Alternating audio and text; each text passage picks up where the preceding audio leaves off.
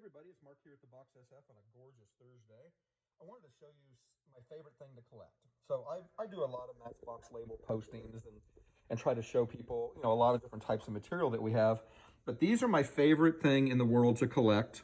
I think a lot of people think I'm full of shit when I say I have millions of anything, but I have over 4 million Matchbox labels, and I want to show you some of the coolest stuff because I'm starting to get into these things.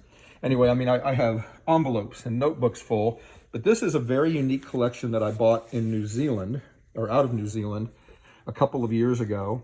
And I've never gone in, and they're all lightly hinged on these pieces of paper. And I've shown a few pages of this in the past. Look at these guys. I love their hat. Anyway, I've shown some of these in the past, but I've never really gotten into this collection because I've been so busy with the store and getting, keeping sales going and other types of material that we sell that probably people know more about. The gold ink on these things. Anyway, so I just thought today I was going to go in here and just kind of start to show you a little bit of this collection because these are stunning labels. And the art on these is amazing. By the way, these are called packet labels if they're this big. And then these are the box labels. So these are labels that went on stick matches. In probably 90% of the instances that I have of these 4 million, they've never been mounted to the matches, or they've never been mounted to the boxes. So these were maybe overages or whatever. Look at this guy, the skipper. Anyway, it's every possible topic from every possible country. Obviously, Sweden was probably the #1 producer of Matchbox labels, and maybe still is, or matchboxes and matches. Then there's tons from India, tons from China, tons from Japan, and then a lot from England. And so they're extraordinary art.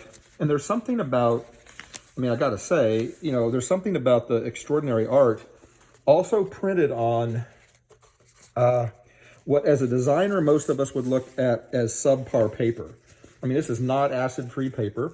This is not, the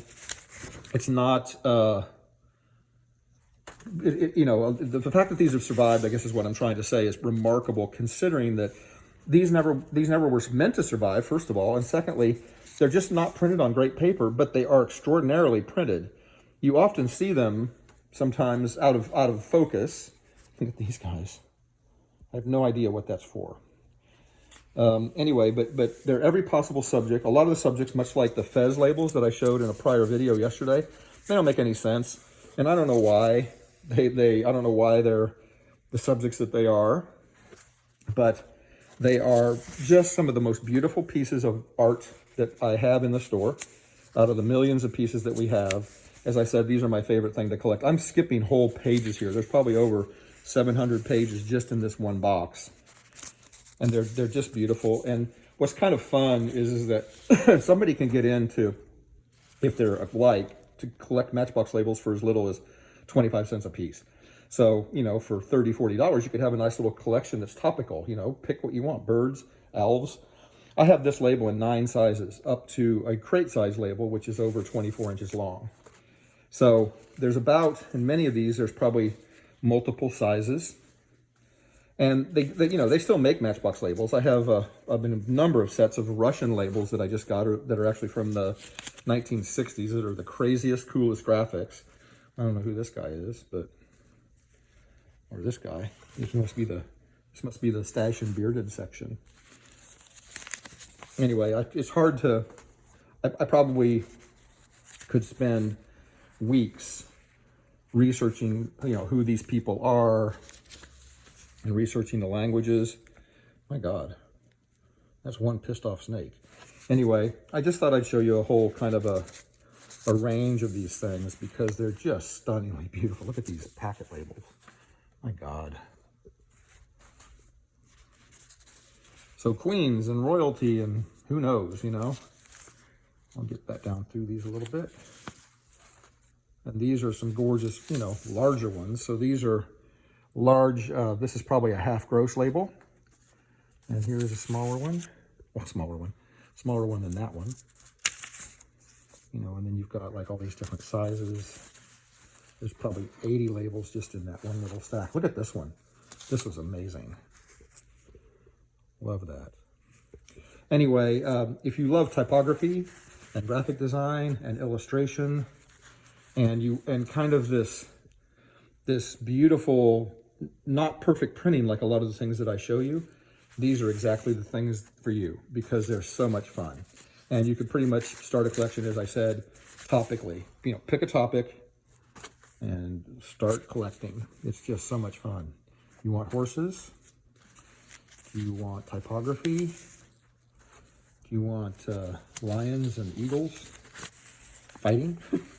You know, pick what you like. Anyway, how about a ring? Or how about a rifleman? Anyway, these are really fun, and they go on and on and on. I've got, well, like I said, millions. So boxes and boxes and boxes. This one's got gold ink. It's stunning. Here's another box. These are beautiful. So I'm just starting to get into some of this in terms of the size of the collections.